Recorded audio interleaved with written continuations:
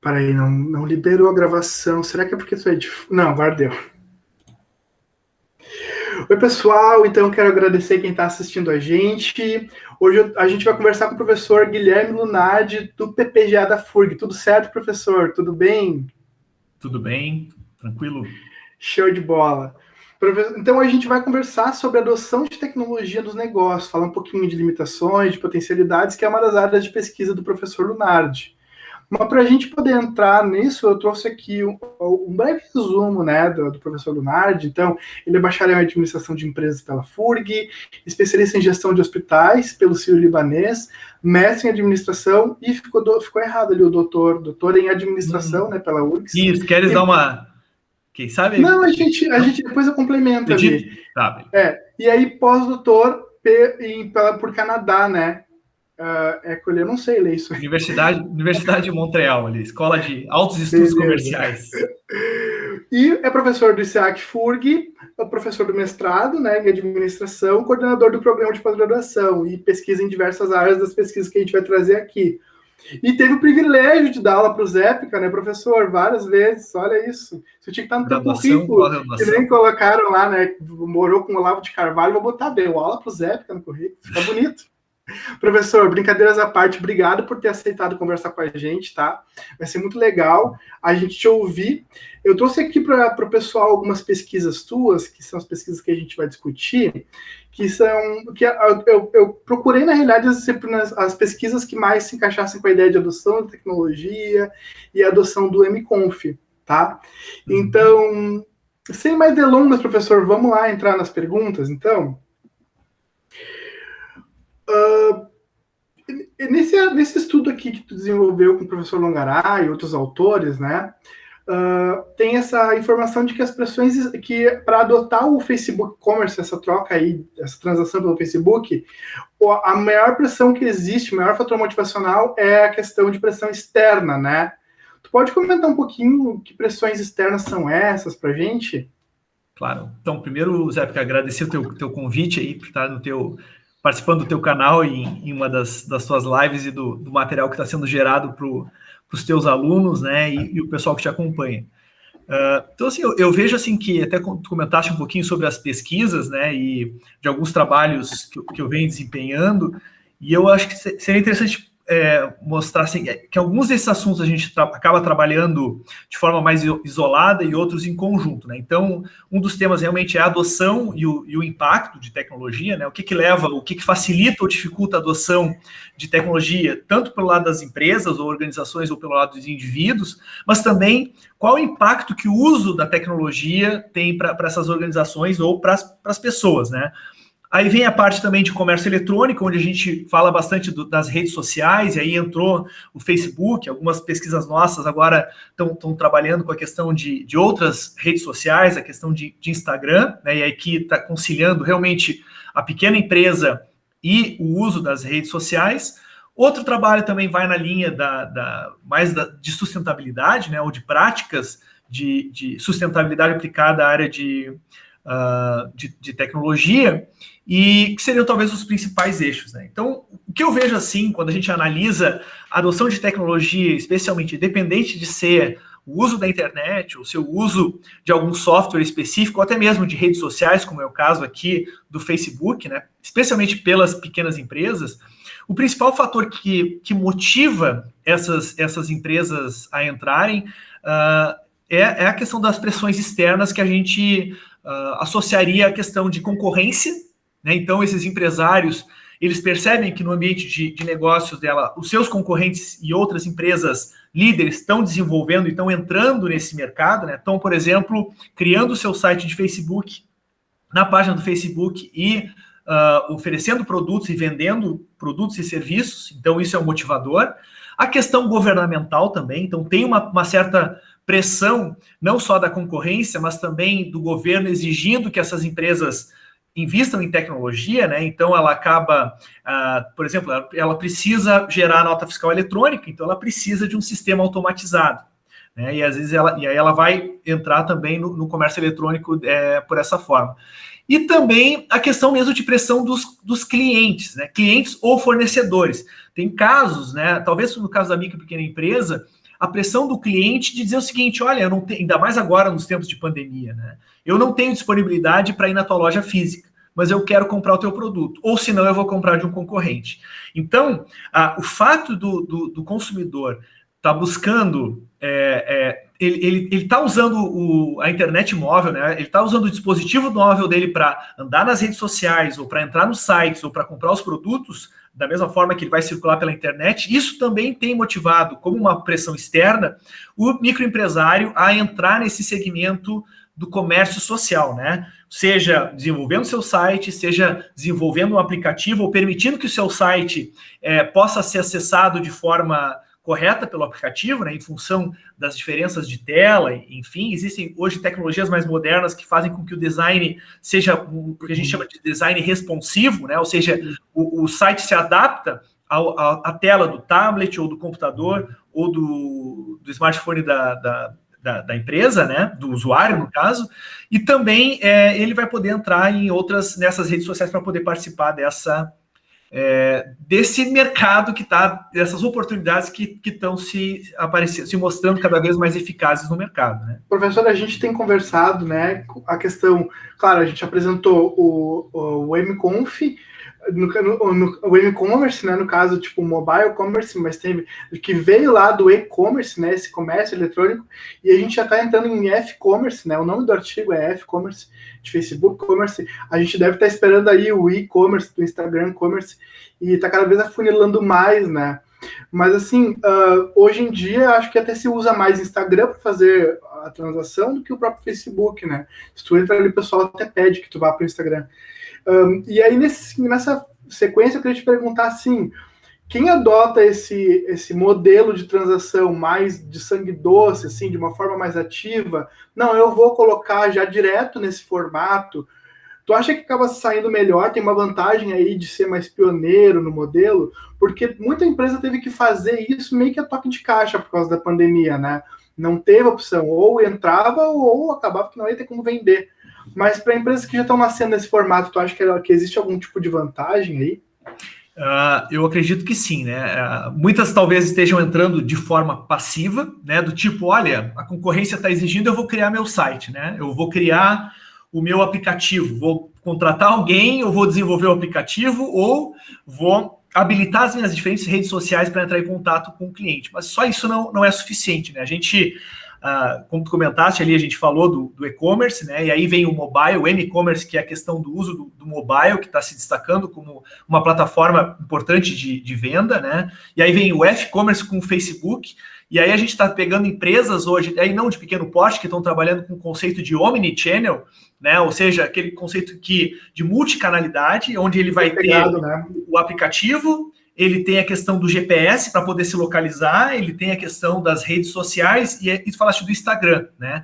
Então, se a gente for ver que a empresa, se ela for passiva, ou seja, se ela não realmente... E aí tem um outro contexto, ou conceito, que está sendo abordado, que está em alta agora, a gente não vai discutir hoje, que é a transformação digital. Que é esse passo onde a empresa ela passa a usar as tecnologias digitais para o dia a dia dela. E muitas empresas, especialmente as de pequeno porte, estão desenvolvendo essas tecnologias, mas vindo de uma forma passiva. Como eles não têm o domínio, mas eles querem estar participando desse mercado, eles vão criar o aplicativo, ou vão disponibilizar que o site possa ser acessado pelo aplicativo, ele vai disponibilizar um canal de WhatsApp, um número de WhatsApp, o Instagram, só que ele não atualiza. Ele não atualiza o Instagram, ele não atualiza o Facebook, ele não atualiza o site dele, e muitas vezes mudou o sistema operacional ou muda a plataforma, o site já começa a dar problema. Você sabe, a gente constantemente tem que estar atualizando. Eu sou um que aqui em Rio Grande acaba não usando Uber. Quando vou para São Paulo, Porto Alegre, eu preciso atualizar o aplicativo porque novas versões ou correções do sistema foram feitas, né? Então, o profissional, o empreendedor, né, ou o gestor que atua numa pequena empresa, ele tem que estar engajado com essas tecnologias, né? Ele não pode agir só de forma passiva, do tipo, eu tenho essa ferramenta, por exemplo, a gente tem casos de clientes que querem comprar uma pizza, por exemplo, mandam para a pequena empresa um contato pelo WhatsApp e recebem o retorno do dia seguinte. Sim, estamos abertos. E o cliente diz, não, eu queria comer pizza ontem, não hoje. Então, essa postura do profissional, se quer entrar, né, se quer realmente se engajar em algum projeto de transformação digital, quer adotar a questão de tecnologia, do e-commerce, do F-commerce, das redes sociais, ele tem que ser ativo e tem que realmente investir, né, de forma organizada para fazer uso correto dessas ferramentas. E tu falou uma questão importante, né? Ele quer entrar, precisa haver essa vontade. Se fica uma questão de uma adoção forçada, muitas vezes não vai dar certo, né? E a gente está numa geração aí que quer tudo a tempo e a hora, né? Eu estava olhando um estudo essa semana que passou, que existe agora a questão do WhatsApp, todo mundo usa e não tem como fugir, né? Mas o pessoal está tão mal acostumado, vamos dizer assim, que se ele vai lá no teu aplicativo, no teu Instagram e diz o número do WhatsApp, a pessoa já nem entra em contato contigo, a pessoa quer clicar no link para já ir direto à tua conversa. Então o consumidor está muito ávido, né? Por essa questão, tem que estar tudo muito pronto para ele. Mas perfeito, professor, perfeito aqui nessa questão do Facebook Commerce. Vamos avançar, eu quero te perguntar outra coisa, tá? Aí eu quero te perguntar com relação com empresas informatizadas, né? Existem empresas que são informatizadas, empresas que não são tão informatizadas ou não estavam, de repente, né, na época da pesquisa de 2017.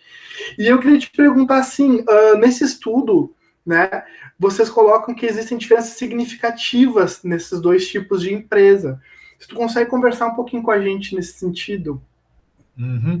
Então, Zé, essa temática aí de uso de TI pelas pequenas empresas eu venho abordando talvez desde 2005, 2006, né, começando estudando algumas pesquisas norte-americanas e europeias e depois indo para o Brasil.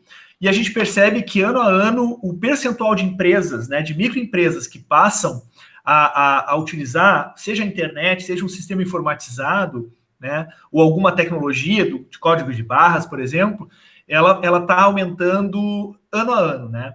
E eu acho que o Brasil ele despontou muito em função do que eu comentei um pouquinho antes da necessidade da nota fiscal eletrônica, né? Que hoje qualquer empresa que esteja aberta, né? Que tenha razão social, ela necessita gerar a nota fiscal eletrônica para qualquer processamento de atividade que envolva alguma venda de produto ou de serviço. Então, eu vou dizer assim que muitas empresas acabaram adquirindo talvez sistemas informacionais, talvez até simples para o porte dela, né? Mas na época dessa pesquisa, nós fizemos, foi um trabalho em conjunto com o Sebrae, aqui no Rio Grande do Sul, e nós ficamos responsáveis por acompanhar praticamente 5 mil micro e pequenas empresas localizadas na região sul do Rio Grande do Sul, né? Então, nós aplicamos um questionário analisando diferentes práticas administrativas, né? Como é que ele desenvolvia as questões de logística, de atendimento a cliente, atendimento a fornecedores, controle de qualidade, a parte de faturamento, a parte de lucratividade, enfim, eram várias questões ligadas à administração, e nós tínhamos variáveis que a gente controlava, que a gente tinha do formulário, que colocavam o porte dessa empresa, quantos funcionários essa microempresa tinha, qual era o perfil do empreendedor, do proprietário, a questão de se usavam internet, se tinham tecnologias e quais tecnologias que eles usavam. E realmente o que a gente percebeu é que as empresas que já utilizavam a internet e que tinham sistemas informatizados, elas tinham um desempenho melhor em praticamente todas as áreas, se não me engano, foram 10 áreas da administração que foram analisadas, 10 ou 11 áreas, e todas elas, o desempenho nessas áreas era melhor pelas empresas que adotavam alguma tecnologia. E com relação ao perfil das empresas, o que a gente via é o quê? Empresas com maior número de funcionários, 3, 4, 5 funcionários, tinham predominantemente o uso de tecnologias, diferentemente de empresas onde só o dono ou algum familiar, ou no máximo 1 ou 2 funcionários trabalhavam, né? Então, tem uma certa relação com a questão da administração, que é o crescimento orgânico, que a gente chama, né? Vamos lá para os estudos organizacionais, que é o quê? À medida que a minha empresa vai crescendo em termos de negócios, de clientes, de atividades, eu preciso de mais mecanismos para poder controlar as minhas atividades. E a tecnologia da informação, ela vem com esse viés, né? Vem com essa forma de ajudar a empresa a organizar, se planejar e especialmente controlar melhor as suas atividades. E aí, o que a gente percebeu foi isso: empresas com maior número de funcionários, cujo o nível de escolaridade do proprietário tendo graduação ou pós-graduação. A questão de idade do profissional ser mais novo e até mesmo empresas mais novas. Esse é o perfil da empresa que já estava na internet e que já tinha tecnologia, comparada com muitas outras empresas que talvez sejam 10, 15, 20 anos no mercado, mas que ainda não viam necessidade de utilizar a tecnologia, né? Perfeito. E a questão de recursos computacionais, ter mais recursos, isso também aparece na pesquisa, né? O que a gente viu foi isso aí, que o uso da internet, ela potencializa algumas das áreas da administração, por exemplo, como a questão de relação com o consumidor, com o cliente final e também com seus fornecedores, né? Então, ela facilita a compra, a primeira questão de busca de alternativas de produtos, a questão de comparação de preços, a questão de saber quais os diferentes fornecedores que eu tenho no mercado, e aí muitas vezes não só limitados à cidade onde essa empresa está localizada, né? Vejo que empresas que não usam tecnologia têm uma tendência muito forte ao empresário, ao proprietário, continuar com os mesmos fornecedores que ele já tinha há muito tempo, muitos deles fornecedores locais, que talvez ele tenha criado laços de confiança, né, e de tempo em termos de negociação, mas que talvez a empresa, pode ser que esse fornecedor não esteja desempenhando um bom serviço ou oferecendo um bom produto, ao mesmo tempo que talvez não seja mais um produto tão competitivo e nem com preço melhor. Então, as empresas que tinham determinados recursos, especialmente de internet, conseguiam melhorar alguns desses procedimentos, especialmente com relação à logística. Já a questão de tecnologia, ou seja, ter um sistema informatizado fazia com que a empresa gerenciasse melhor internamente o seu negócio, né? Então, índices de qualidade, de controle de qualidade, a questão financeira, a questão dos seus balanços, para ter conhecimento se a empresa está ganhando ou não está ganhando, quanto que ela está vendendo, o que está sobrando no final do mês em termos de recursos, foi viabilizado, né? É viabilizado por essa quantidade maior de investimentos que são feitos em tecnologia. Perfeito, professor. Perfeito. Avançando aqui, eu trouxe outra pesquisa tua, né, em colaboração, que é a questão de adoção de TI verde, né, essa TI mais sustentável e tal. E aí, um dos aspectos da pesquisa é essa afirmação de que a motivação para a adoção, ela normalmente, né, ou ela, mais vezes, ela é por uma questão financeira. A motivação, ela não necessariamente ela é a motivação de querer algo verde, né, e sim porque tem esse retorno. E aí eu queria te perguntar se essa motivação ela continua sendo financeira, assim, ou se a gente já tem tem empresas mais novas que vêm numa pegada mais sustentável e tal, né? Queria te ouvir nesse sentido.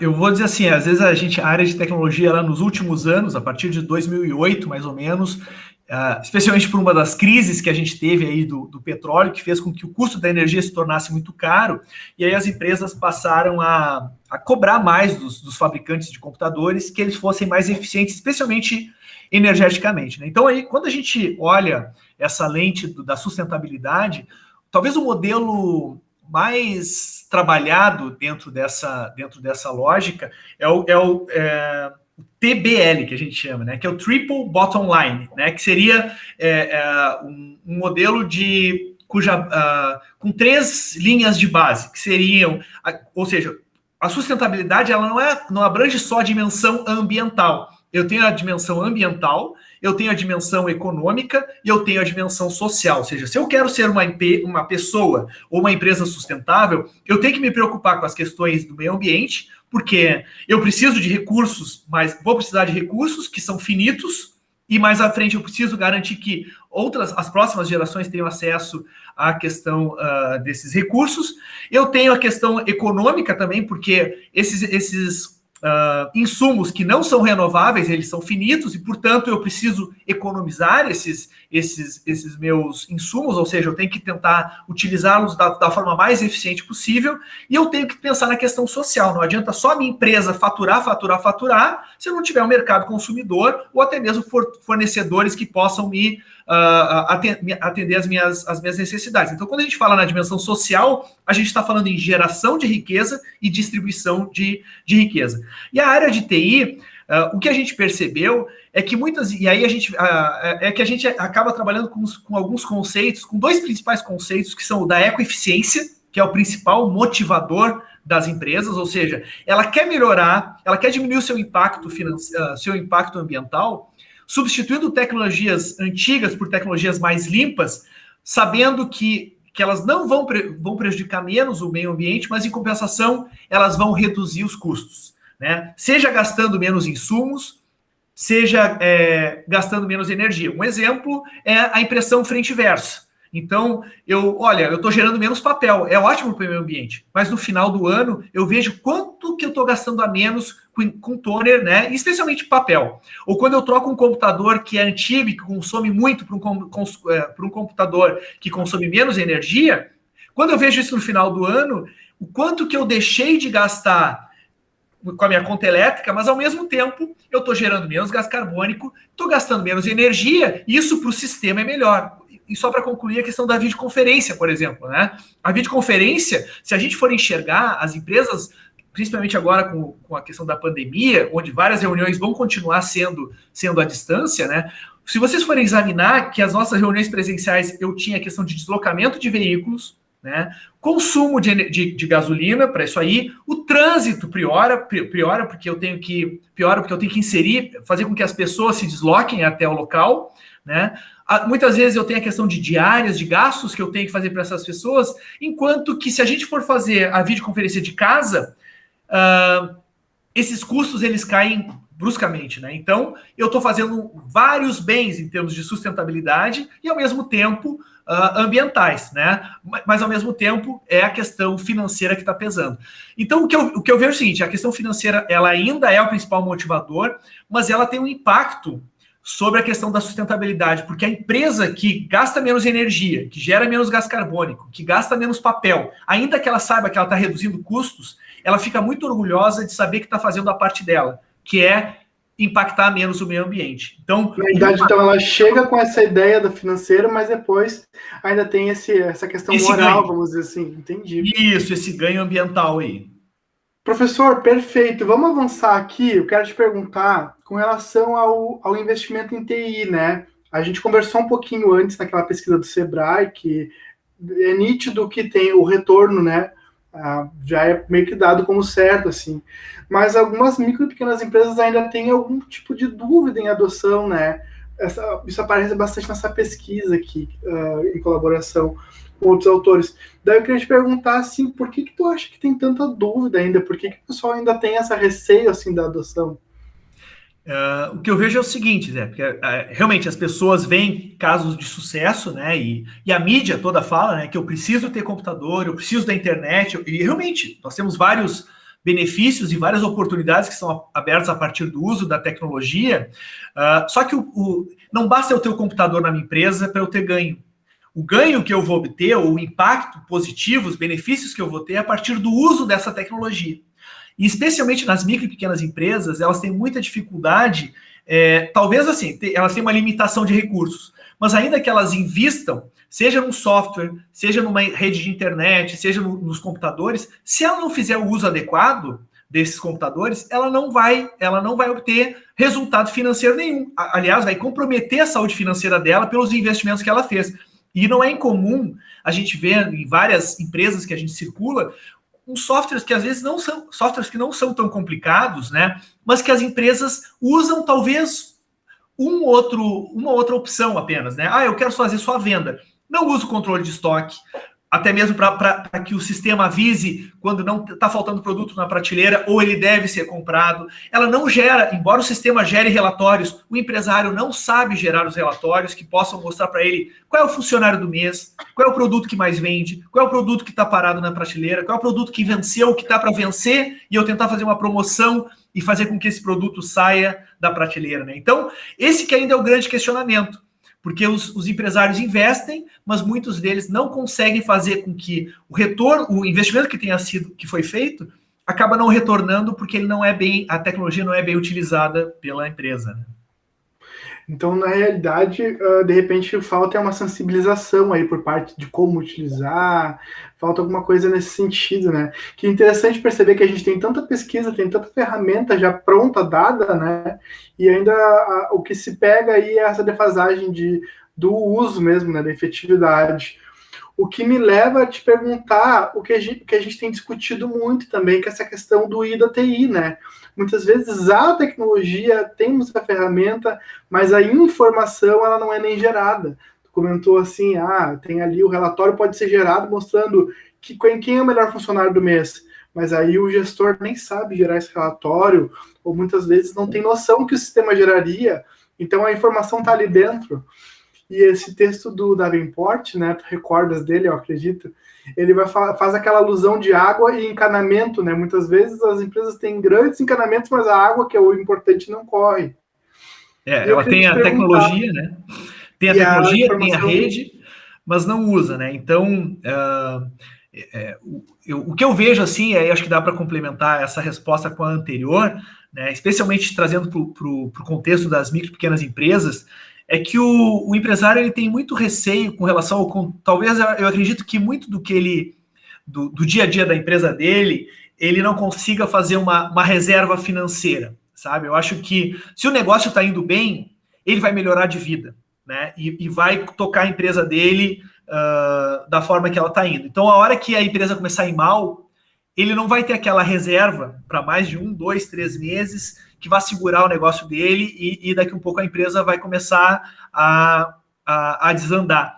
Então, o que eu viria é o seguinte, eu acho que falta para grande parte dos empresários, embora dos microempresários, né, embora a gente perceba cada vez mais a questão do pessoal se qualificando, né, de fazendo cursos formais, fazendo cursos na área de gestão e fazendo cursos complementares, né, mas para fazer uma melhor administração do seu negócio, ou seja, pensando em planejar, pensando em separar suas finanças pessoais das finanças da empresa e da mesma forma investir. Eu faço o link com a tecnologia dessa mesma forma. Ó.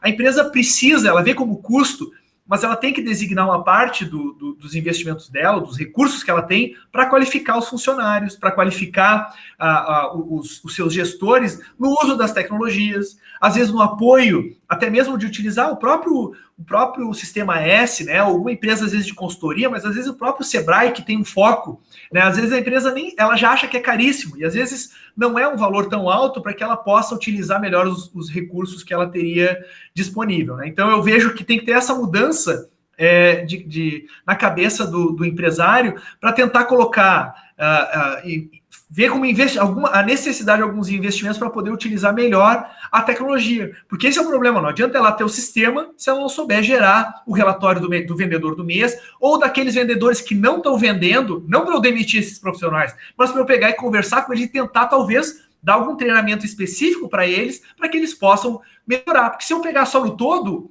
né, eu não estou conseguindo enxergar quem está... Eu sei que a minha empresa está vendendo de forma per capita R$5.000, mas daqui a um pouco eu tenho profissionais que estão vendendo 20, 25, e eu tenho profissionais que não estão vendendo nem o que pagaria o seu salário.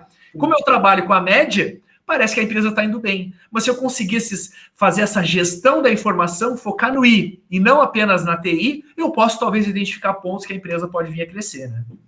Professor, tu tem falado, né, muito essa questão do que eu estou chamando de sensibilizar, né, sensibilizar o uso, sensibilizar ao retirar a informação dali de dentro daquela tecnologia. E eu queria te fazer uma pergunta para a gente fechar, que se a gente pode dividir, não vou chamar assim, né, mas a gente pode dividir a responsabilidade, muitas vezes, com a forma com que esse aplicativo, que essa ferramenta chega para o usuário. Porque muitas vezes tem uma questão de o usuário não saber a potencialidade porque o aplicativo não se apresenta tão convidativo ou não tem uma hierarquia da informação bem definida e o usuário acaba fazendo aquilo que ele precisa e não explora. Tu acha que a gente pode colocar um pouco nessa conta, assim, da questão como o aplicativo, a ferramenta se mostra ao usuário? Eu vou resgatar um tema que eu acho muito interessante da área de sistemas de informação, que separar qual é a diferença entre a área da computação e a área de sistemas de informação, vamos pensar assim, né? Que a área da computação, ela está focando na tecnologia, ela está focando no aplicativo, ou ela está focando no computador. Enquanto que essa área de administração de sistemas de informação, ela foca no centro que envolve a tecnologia, o usuário e a organização. Então não adianta eu ter um aplicativo super bom, só que a minha empresa não tem sinal de internet. Ou o pacote de dados que eu contratei não permite que eu acesse as diferentes mídias que estão disponíveis. né? Ou da mesma forma, eu posso ter a melhor tecnologia, o melhor contrato com a minha operadora de telefonia, mas o meu funcionário é um funcionário que nunca lidou com o smartphone, por exemplo, onde ele tem que fazer os pedidos, ele tem que circular pelos menus e nunca recebeu o treinamento. E às vezes não é nem com treinamento, porque é aquele profissional de 30, 40 anos que sempre foi acostumado a trabalhar, por exemplo, no depósito. Quase, né?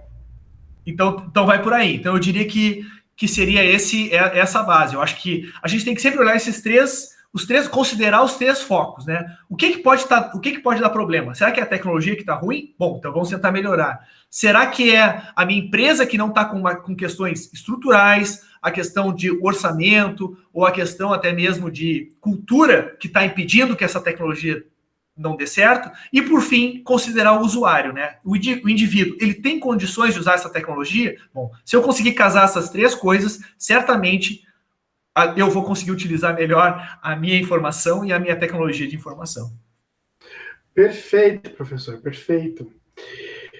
Professor, eu quero te agradecer, né, em nome do meu e da pessoa que está nos assistindo, do público que está nos assistindo. Vários estudantes que estão nos assistindo aqui são pessoas do sistema de informação, da engenharia de computação. Então, eu acho que essa aula, né, que tu nos deu, assim, essa conversa, ela vai ser muito importante.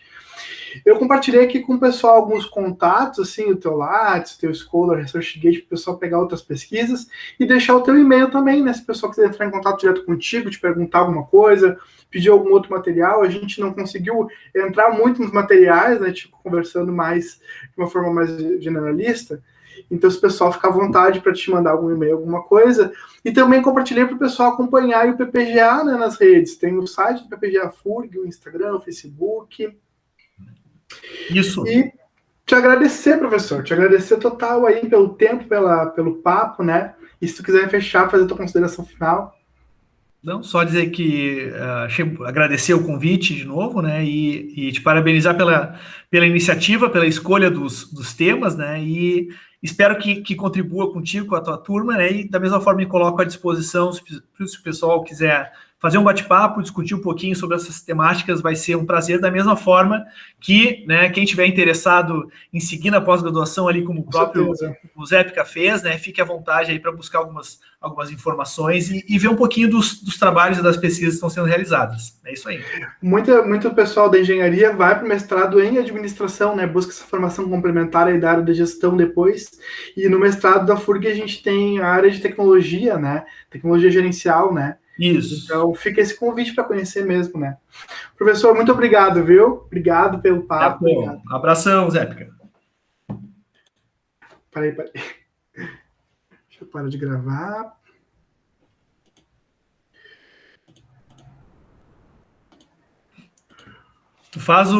Depois tu faz aí